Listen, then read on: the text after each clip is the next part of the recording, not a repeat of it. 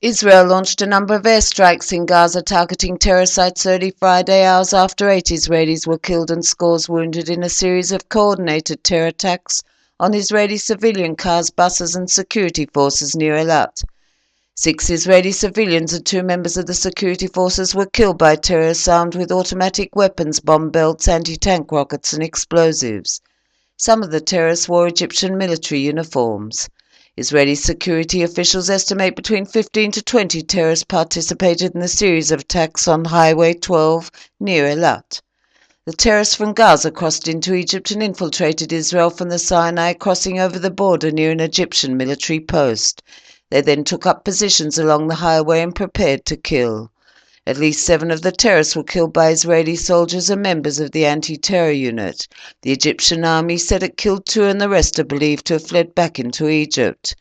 On Thursday night, addressing the nation, Prime Minister Benjamin Netanyahu warned if anyone thinks who will accept this, they are wrong.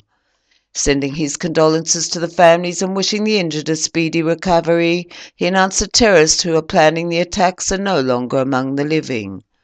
The anti-missile Iron Dome defense system was deployed in the south after several Grad missiles were fired at southern Israel Thursday night from Gaza.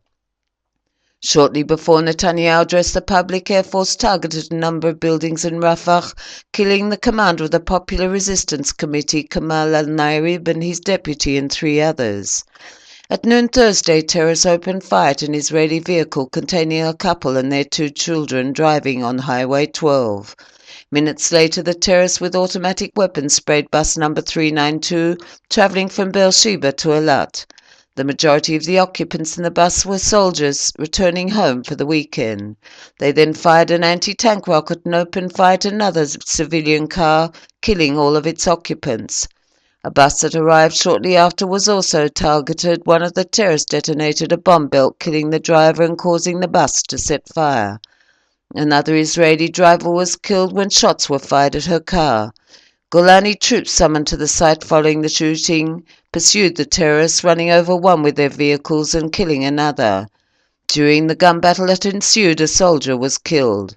Additional elite army and military units were dispatched to the site to search for the terrorists, and the Air Force deployed combat helicopters. In one instance, terrorists fired an anti-tank rocket at one of the helicopters and also reportedly fired mortar shells at Israeli troops.